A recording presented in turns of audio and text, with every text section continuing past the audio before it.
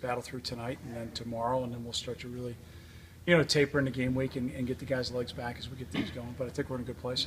I like where we've been. I mean, I really think they've been through a lot. I think they've handled it well, and they've worked really hard.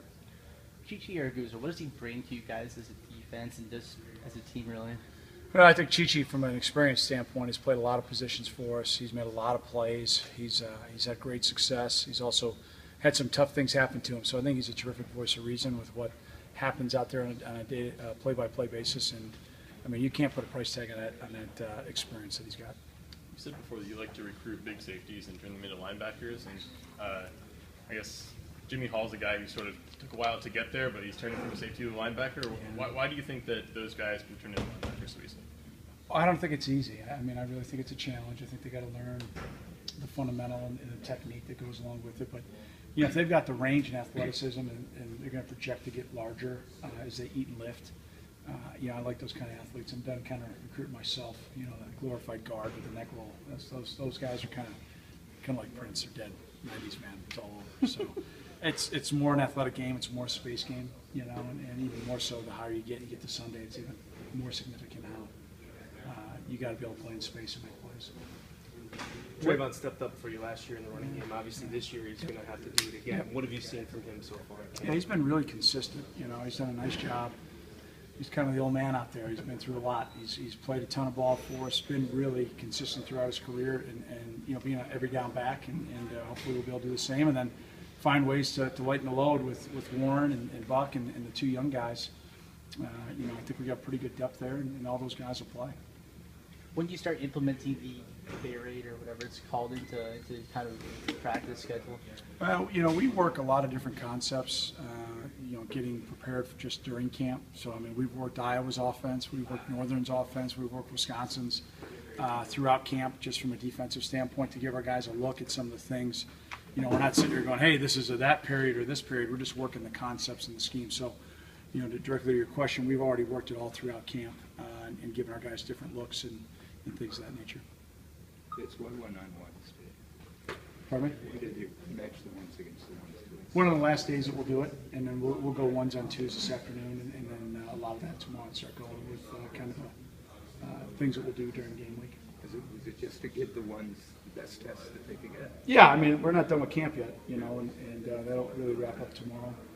But we'll do a lot of teaching today, how we're going to practice and what we're going to do next week.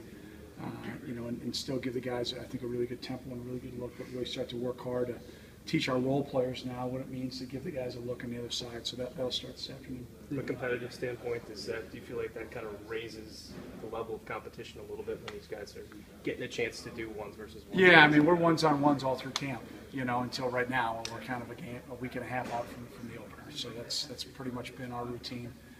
There's no question. I mean, you put your best against your best. That's how you're going to improve. And then we'll sprinkle in kind of the 1Bs and get those guys the looks that they need. So, I feel pretty good about right now where we're at depth set. We just got to finalize some things, work on some more situations. From an installation standpoint, we pretty much got it all in. Now it's just toning down the situations, cleaning up the fundamental and technique, teaching the guys tonight again how to be role players, and then from there, getting their legs back over the weekend, get ready to go in game week. Can you see yourself changing that starting Sam linebacker from week to week if Jimmy Hall's skill set fits one team and Drew Smith fits another, maybe Smith the bigger run time? Yeah, I don't know if we're going to, I'll probably list him as a war the whole year, and then whoever goes out there first, I think it will be as maybe insignificant as any position that we've had, if that makes sense. They're both going to play. So, we got 4 starters right now. They'll both play. They'll both be in different situations and play to their strengths. But, I look at them both as starters, and that's where they'll probably go through the whole year. Does Jimmy fit better against a team like Cal that's prepared to throw the ball more, and Drew against a team like Iowa or Wisconsin that's more up to run the ball? Yeah, I think they're both, have unique strengths. Jimmy with his secondary background, obviously, you look at a passing attack team, you'd think you'd see him more. And, from a hypothetical standpoint, I'd say yes, but then again, it comes down to, bumps and bruises and game plan and all those types of things. But both guys have had a really good camp, and they're both, I think, ready to play a lot of football for us. Austin Carter and Mike Jensen. Just same number. Yeah, same number. But Austin's done a good job. He had a really good spring and really good camp, so he's done a good job. Did they get a little antsy now? after a couple of weeks, seeing the same uniform at Ross. Yeah, I mean, I think everybody in the country at this point would love to be a game week, but we're not. And as a coach, you're ecstatic. You know, you just got more time to work things, to show them things, to expose them. You know, later in this week we'll do, basically a fire drill, special team situations that might happen on Thursday afternoon. You know, after kind of our mock game when we go through some situations and things of that nature. So, you know, a lot of work left to do. I mean, camp is far from over, but still at the end of the day, you know, we're definitely starting to wrap things up and really start to focus on getting our legs back for game week. Do you have to be careful not to, you know, overanalyze paralysis by analysis at this point?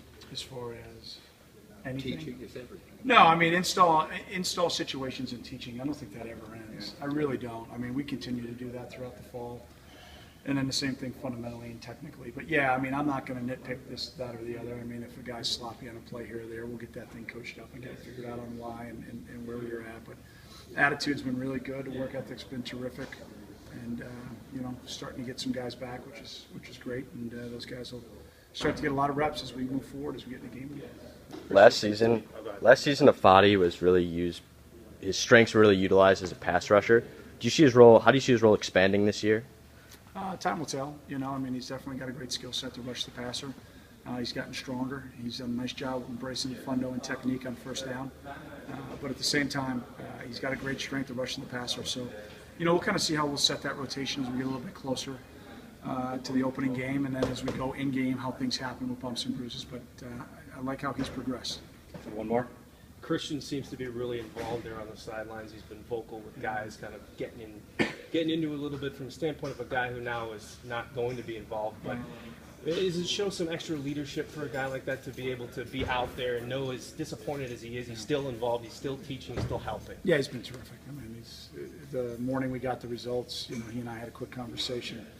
And I said, all I'm going to ask of you is you to be you. And he's like, don't worry about me, I'll be fine. I've shed my last tear about an hour ago. So he's always had a great attitude to bring that kind of leadership. I mean, it's going to get harder, you know, before it gets better. He's going to have the surgery, you know, to go through that, you know, recover from that initially. But then, you know, he'll get going. I mean, if you go back to when he was in high school and unfortunately had a knee injury, he came back and played that year. We're not going to do that this year. You know, he's going to definitely redshirt. But, you know, he's a guy that's recovered pretty quickly, and I know his attitude will be terrific on the boundary. Thanks, guys. All right, guys. Thanks. Have a great